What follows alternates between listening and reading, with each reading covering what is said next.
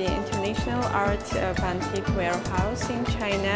The pictures are so impressive and interesting, and I want to emphasize that China tries not only to show the culture, Chinese people, but also the worldwide famous painters' pictures.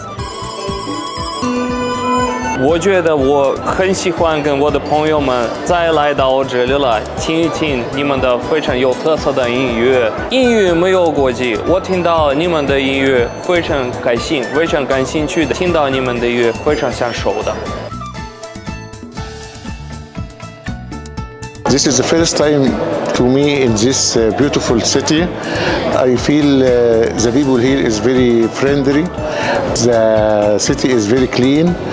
This museum is more beautiful, have picture from 1,000 years.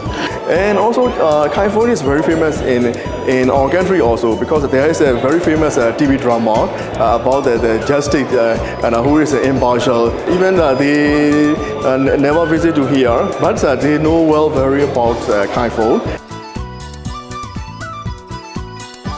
Все за свои удивляются, а Китай не так даже я не думал такой будет.